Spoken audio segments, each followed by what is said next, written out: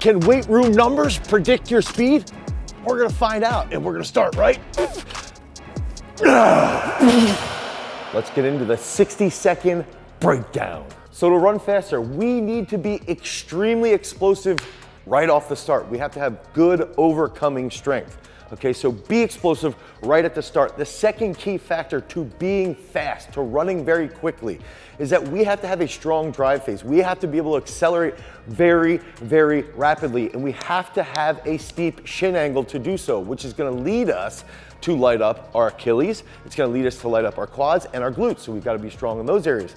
Then we have to have a very strong transition. So as we're transitioning out of acceleration and we're getting into top speed, we have to have good dynamic trunk control. Okay, we have to be stable through our hip girdle. We have to have elastic joints, okay? And then long term, when we're training at max velocity, we also have to recognize that we have to have good movement, good mechanics, good technique. All these things come back to specific movements that now we can build on and identify in the weight room to train each specific area of being fast. So we gave you the mechanics that you need around sprinting. Now we're gonna go into the specific strength, movements, and numbers. Okay, so that first exercise is going to be a power snatch. Boom! Now, we talked about really explosive overcoming strength, so being able to have a very rapid start. And also we even mentioned about accelerating, okay? One of the key aspects around speed-based work is accelerating as quickly as possible, so having that good overcoming strength. That's where power snatch comes into play.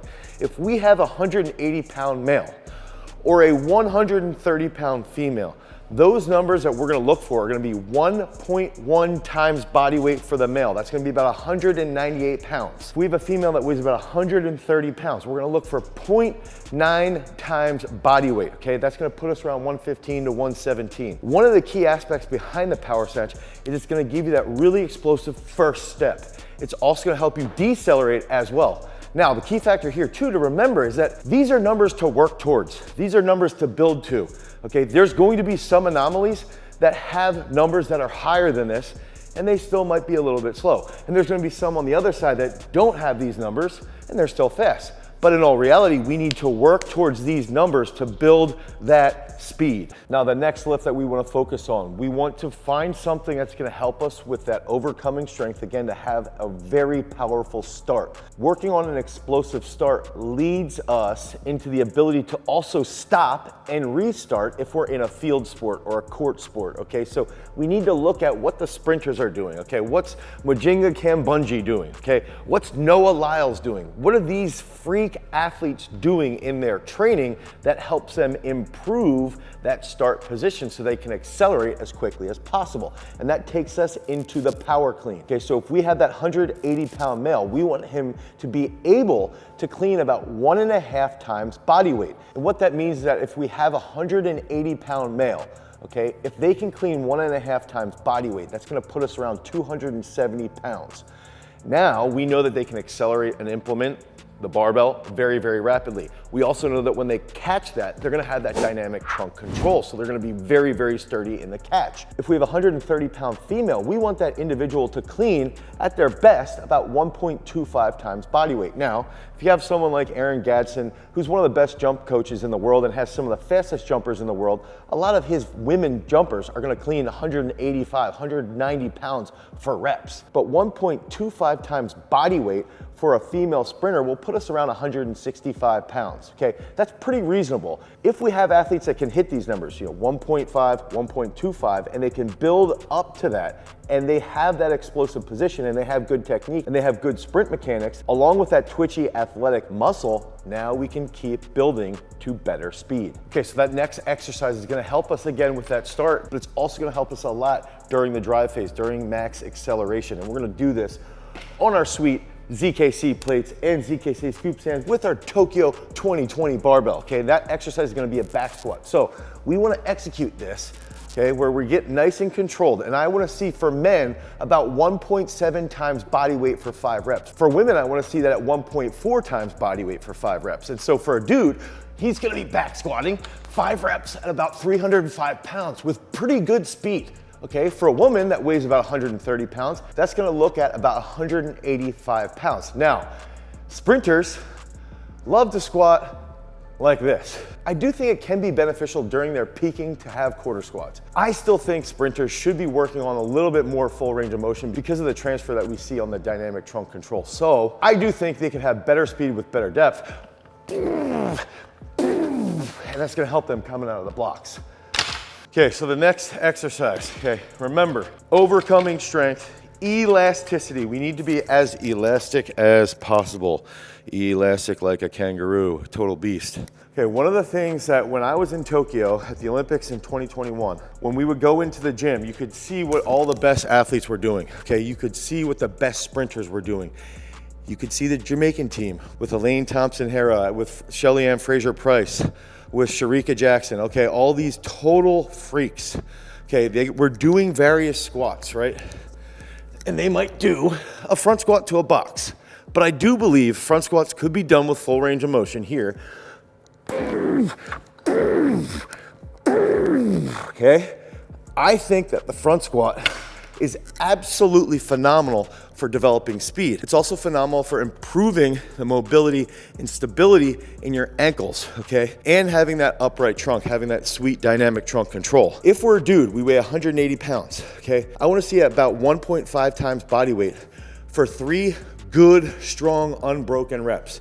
So that's gonna put us around 270 pounds for that 180 pound dude. For a chick that weighs 130 pounds, we're gonna look at 1.25 times body weight. Again, 3 reps, rapid, good, strong reps that are elastic and quick moving, okay? We don't wanna be super, super grindy. Now, remember, back squat, front squat. These are numbers that we can build to. Yes, some sprinters will squat way more than that. Some sprinters will squat a little bit less. Someone like Elaine, she's got longer legs. She's not as strong with a squat as someone like Shelly-Ann Fraser-Price. Okay, so just keep that in mind. There are different body types, and we've just got to be aware of that some of those sprinters that are a little bit shorter will have a better squat. But if you're training for a field sport or you're training for court sport, okay, if you're training for athletics in general and you need to be fast, these are great numbers to work towards and execute at high speeds. Okay, the next exercise is not going to be a standard movement that you see in most sprinter groups, that you see with most athletic coaches. Okay, most sports performance coaches are still barely using this movement, even though I believe it's probably the absolute best strength movement, absolute strength movement that you can use to increase your speed. And that's going to be single leg squats that you're gonna execute on the garage strength single leg squat stand and the garage strength balance pad. We use this to develop speed in all of our athletes, okay? We even use this movement with our weightlifters to help improve their overall structural balance, okay? That's the cool part around the single leg squat, is that it's gonna enhance dynamic trunk control, it's gonna light up the glutes, and if you move that front foot a little closer, if you have somebody who sucks during the drive phase with acceleration, you can target their quads. If they're very good during the drive phase, but they've got weaker hamstrings, lengthen that front leg, and now you can target the glutes and the hamstrings a little bit more. Okay, the glutes are always gonna be sore after they do this, so we've just gotta be aware of that. Now, when a dude is executing a single leg squat, and I'll demonstrate quickly here, is that we wanna get set up, okay? We're gonna have that front foot here, put that back leg up, and we want 1, 2, 3.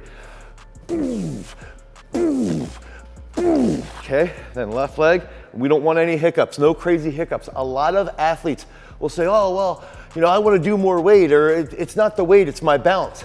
Balance plays a role in your speed, okay? If you can recruit well, you're not going to be falling all over the place. Now we're here. Now those numbers that we need to build towards after we pick up that garage strength single leg stand at garagestrength.com is going to be 1.4 times body weight for dudes. That's gonna put us around 250 to 255 pounds. 3 reps each leg. For women, we're gonna be looking at about 1.2 times body weight. That's gonna put us around 155 to 160 for women, okay? 3 reps each leg. I do think some of these numbers for women are a little bit too low, but most of the women's population still sadly is untrained. Here at Garage Strength, we've got a ton of freak athlete females, so these numbers are a little bit on the low side, about 83 to 85% of what the dudes are doing. But I think as we get better at coaching women, those numbers are gonna get closer to about 90%. So keep that stuff in mind. 1.4, 1.2, 3 reps each leg, good control. Next exercise. Now, this is a movement that I think one plays a massive role in protecting athletes as far as injury prevention is concerned. There is also, in my opinion, a large amount of anecdotal evidence is what I'm gonna call it, that every single fast athlete that we've ever coached, all the Power 5 football guys, okay, all the savage soccer players, lacrosse players, everybody that is fast, that we know are quick, okay, they've always been very, very good at the Nordic hamstring curl, okay? Now, this could be, a discussion of is it correlation or causation, but regardless, I think every single athlete, if you want to be fast, you better get good at this specific movement, okay? So we wanna see the athlete come down, hit, and try to have minimal hip flexion when they come up, okay? I'll try and demonstrate this as well as I possibly can. I'm not fully warmed up, so bear with me. I'm also fat, old, and 38, and balding, and not as not as athletic as I used to be. I'm still fast though, don't worry. Mom's still proud. Okay, so we wanna go down, nice and controlled, boom. Okay, now, one of the other big factors is that if we can hold this, I'm gonna try this one. If we can hold at that flat level and come up quick, we're gonna be really, really explosive. Oh, that's too much hip flexion, okay? We wanna see minimal hip flexion. Now, the numbers that we're gonna look at, 5 reps for women that weigh 130 pounds, 7 reps for dudes, done without a band, without assistance. So build towards this, but use this movement to improve your hamstring strength and that elasticity of your hamstring. So you can even do really, really cool contrast training with the Nordic curls. You can do this with different plyometrics, sprint drills, whatever you want, isometrics, and that's gonna take us into the next really, really cool exercise that you need to use to build upon that speed. Okay, now, you heard me discuss elasticity, and you've heard me discuss moving like a kangaroo, a twitchy kangaroo. I think that they have the best image for me. I don't know why, maybe because they're just so freaking jacked and they just sort of, they're springboards, right? They're just bouncing along, super, super twitchy, right? That's what we need to build towards when we're trying to train in the weight room to improve our speed. Now this movement, no one does, okay? Nobody. When we're training, when we do our training, we're working that technical coordination exercises. We're doing power snatches, we're doing cleans. We wanna focus on dynamic trunk control. We wanna focus on improving our speed off the floor because that can help us with that first 1, 2, 3 steps, okay? Then we're doing the back squats, the front squats, the single leg squats. Those are all gonna help us with the drive phase, with acceleration. And if we're an athlete who's not a sprinter, we need to have the ability to decelerate very, very rapidly. Take someone like Nick Singleton. Okay, we developed him using single leg squats, using front squats, using back squats, so that he was able to slam on the brakes and become one of the most dominant running backs in the NCAA. Okay, now this last exercise is going to focus on developing elasticity in the ankle joint, okay, and training you to switch very well with those hips while maintaining that elastic joint in the ankle. So these are going to be plantar flexion switch lunges. Now, I want to hold my ankle stiff here, okay, and I have the target forward. I want to be here, come forward without dropping that back ankle. Come back. Okay, keep that ankle there. Boom, boom, boom, boom, okay? And we wanna be able to do both sides. If we have a 180-pound dude, I want him holding 25-pound dumbbells without that ankle. When I switch, okay, if I hit the switch here, come forward, without that ankle dropping, okay? Without that coming down. Both sides, ankle needs to stay up as we come forward, okay? We don't want to see this plop. If it plops, it lacks that elasticity, okay? We need to think about that springboard, right? And if that's plopping, that's not going to have that tension, okay? So I want to see a 25-pound dumbbell in each hand of a 180-pound dude. Chicks, 15-pound dumbbells, 6 reps on each side for both males and females. It's not overly complicated, but it will take about 2 to 3 months to really develop that feeling of that switch position, okay? I think these are very, very good exercises that pair well with the Nordic hamstrings and lead to overall development, especially during the acceleration period. So if you can execute this very, very well, you're gonna see a drastic improvement in your overall speed.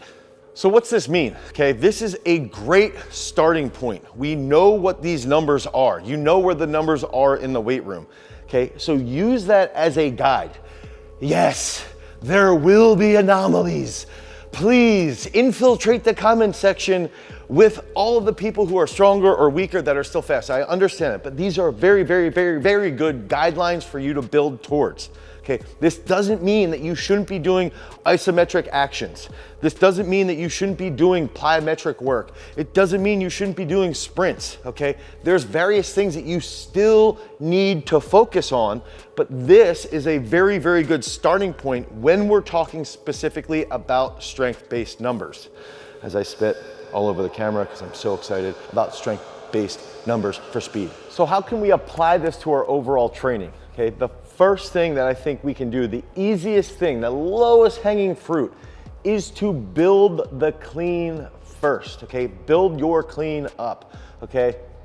Sorry, there was like a little pun there, but if we can improve our clean, we're gonna see that transfer really, really well to the rest of our movement patterns. So use the front squats and the back squats to build that clean even further, okay? So now you can use something like the clean, improve your strength, improve your power output, and then you can base that success of the clean off of increasing your strength from squatting more or front squatting more.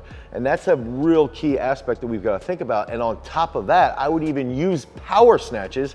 You know, we mentioned power snatches as the first key lift. If we use power snatches to prime your nervous system before you actually get into the clean part of your workout. So you can do 4 sets of power snatches, and then after you fix that neural drive and you really start to feel wired up, now you can get into those cleans. And a lot of people will comment, how are you training back squats when you also have single leg squats listed as a really important exercise? And I think it's important to note that you can do a back squat on one day, okay, and maybe you push a little bit more weight.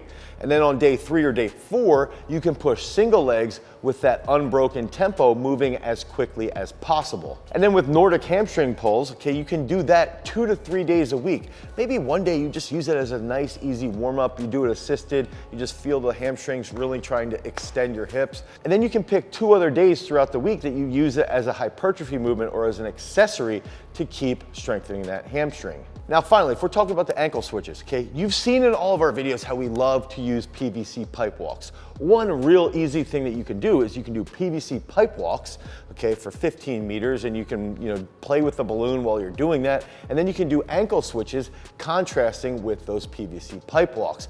You can do that pretty much every day or every other day in training, and that ankle joint will be extraordinarily stable while maintaining that elasticity. If you want to keep increasing your speed, make sure that you check out this video. And if you guys need help with your overall programming, make sure you pick up our app, Peak Strength. You can head to peakstrength.app, the Apple iOS store, or the Google Play Store, where you can get 7 free days of training to help build towards those specific numbers to help you become a freak. Because remember, freaks, if you want to become a champion, you've always got to cultivate your power.